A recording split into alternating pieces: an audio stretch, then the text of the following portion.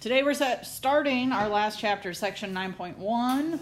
We are going to identify and name solids. So this chapter is about solid figures. You can see some of them already printed on your notes page. So we are going to name them and identify them. Moving forward, we are also going to be finding surface area of them and the volume of them. So this chapter is pretty heavy on the formulas later on. Our warm-ups are to state the number of sides of each polygon. So you need to write down 1 through 6, the names of them, and next to the name put the number of sides. I'll give you a moment to do this on your own, and then we will talk about the answers. How many sides does a quadrilateral have? 4 sides. A heptagon. 7 sides. A pentagon. 5 sides. An octagon. 8 sides. A hexagon. 6 sides. And a nonagon. 9 sides. All right, you've got some definitions to fill in. First one, a polyhedron is a solid formed by polygons.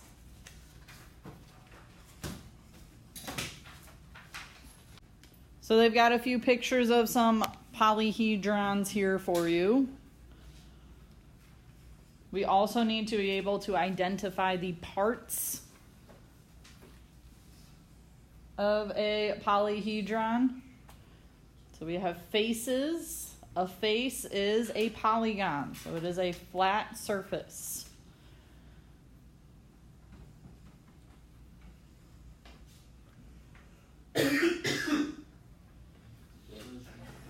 Edges are segments joining the vertices. So an edge is just a segment. So if a face is a polygon, so for example, here we have a face that I highlighted in yellow. The edges of it would be these segments that make up that polygon. So I highlighted the face, and then I used red lines to identify the edges. A vertex is where the edges meet or where an angle is formed. So I'll use a different color. The edges are really just points. Or not the edges, the vertices are these points. You do not have to color on your diagram, but it might help you to be able to identify or to draw this diagram that they have down here.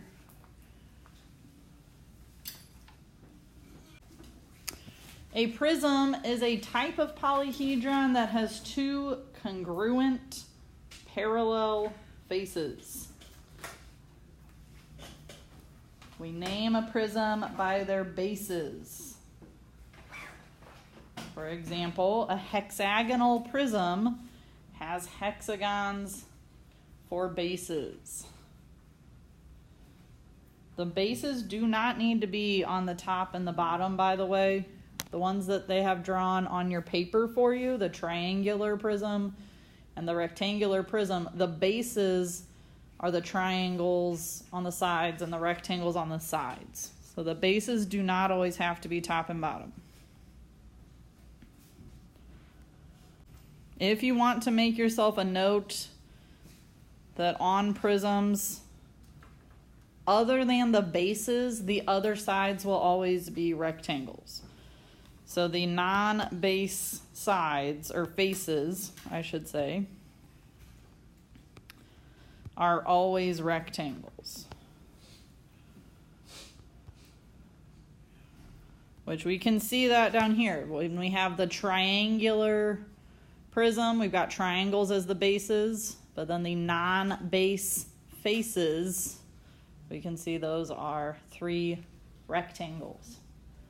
Of course, on the rectangular prism, we have rectangles on the sides as the bases, but then more rectangles as the other faces.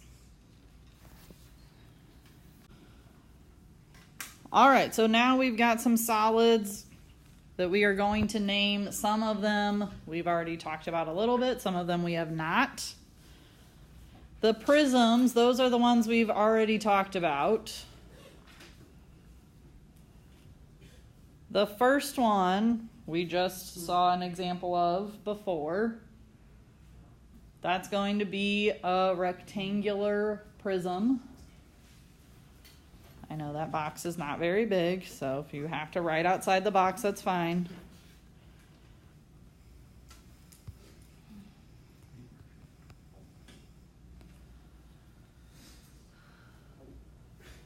The next one, technically we've already talked about, even though it's a slightly different shape than the one above. The bases are triangles. So it's a triangular prism.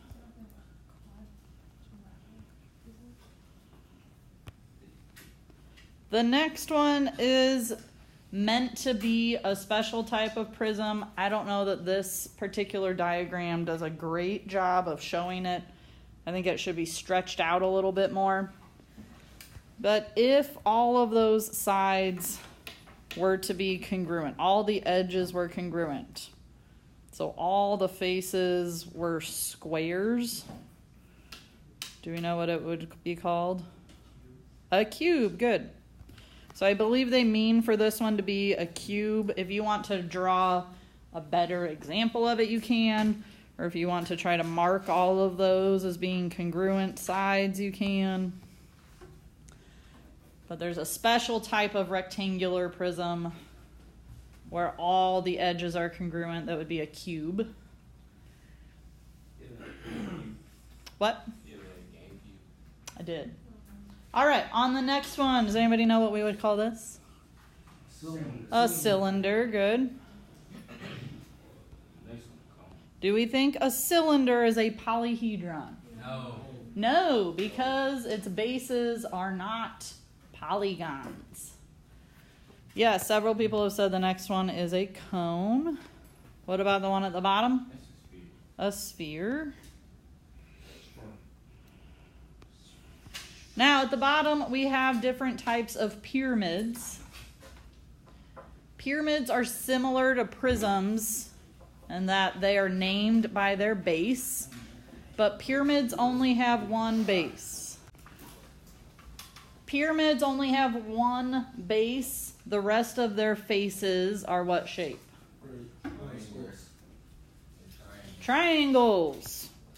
So we have a base that it sits on down there, and then the other side sides are triangles. So this would be a rectangular pyramid.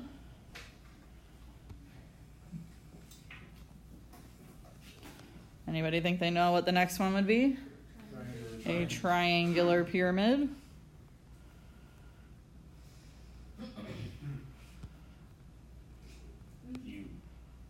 And what about the last one?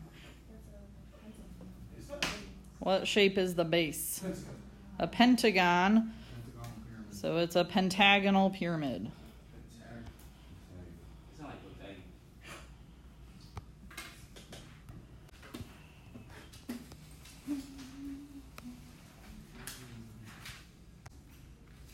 All right, example 1. It's on the back side of your notes. For A and B, on example 1, we are asked, is this a polyhedron? If so, identify the shape of the bases and then name it. So do we believe that A is a polyhedron? Yes. Yes. All of the sides or faces of it are polygons. So what is the shape of the base? It's a triangle, so this would be a triangular. Is it a pyramid or a prism? Prism, good.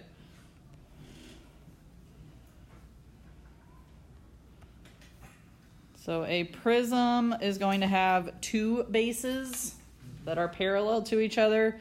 On this particular one, our bases are on the top and the bottom of the figure. They can also be on the sides. For a pyramid, you would only have one base. Okay, on number 1B, is this a polyhedron? No. No, why not? It's a cylinder. I'm like, don't it have bases though? It has what we could consider to be bases, but what shape are the bases? Circles. A circle. Is a circle a polygon? No. So it is not made up of polygons. This is not a polyhedron.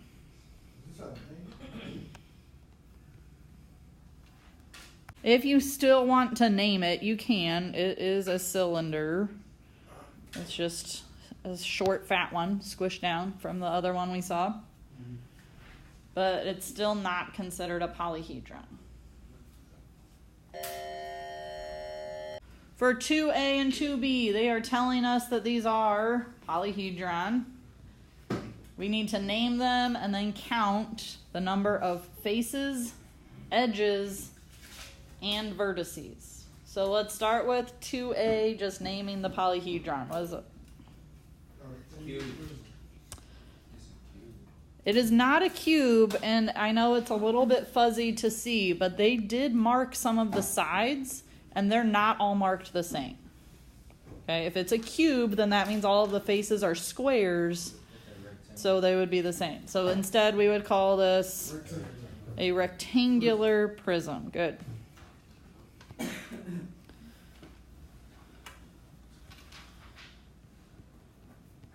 All right, so then we have to count up the number of faces, edges, and vertices. Let's start with faces. How many faces do we have? 6. So we've got 6. one on the top, one on the bottom, and then 4 around the sides. So I would agree that we have got 6 faces. Are we all okay with that? Yes, ma'am. Okay. Then we've got the edges. What do we think for edges?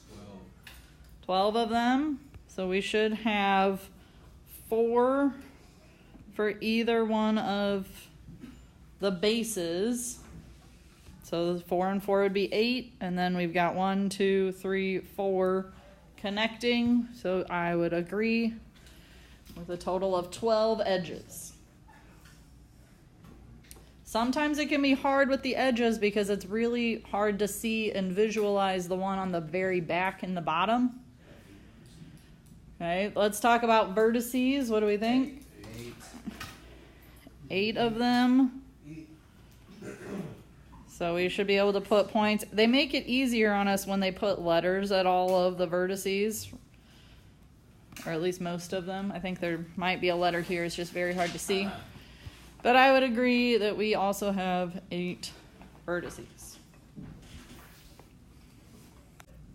2B, we've got to name this. I would agree with a rectangular pyramid. Good. Now they did mark all of those the same, so if you were to put a square pyramid, I might accept it, but usually we would just still call it a rectangular pyramid. How many faces do we have?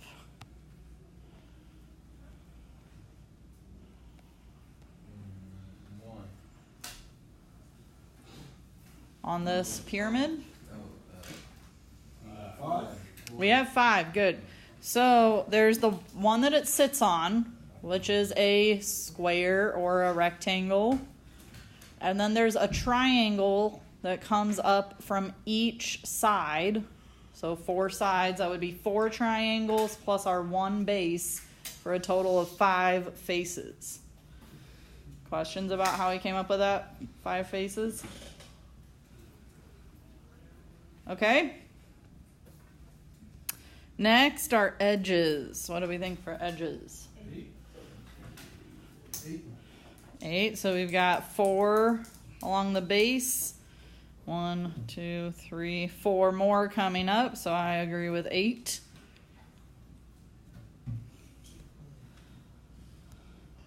We've got the 4 down here, and then the only other one we have is up at the very top. So for vertices, we've got 5. This is, and I understand it's a weird pronunciation of it, but it is called Euler's formula. I know that's not what it looks like. That's how he wanted his name pronounced. So we have F plus V equals E plus 2. Based on what we've been doing so far, what do we think F stands for? Faces. V, vertices. And E would be edges. So what this says is that if we take, for any polyhedron, the number of faces plus the number of vertices, that is equal to the number of edges plus 2. Which if you look back to the ones that we just did, if you wrote out your F, E, and V, let's take, for example, that one we just did on 2B. How many faces did we have? We just did it, 2B. Faces? 5 faces. How many vertices? 5 plus 5 is? 10. How many edges did we have? 8. 8 plus 2 is? 10. Okay, so that's why this formula works for any polyhedron. So here on this one, they're saying we've got a dodecahedron. A dodecahedron. So it has 12 faces and 30 edges. How many vertices does this Platonic solid have? Now, they threw a lot of information in here that we don't really care about, including a diagram.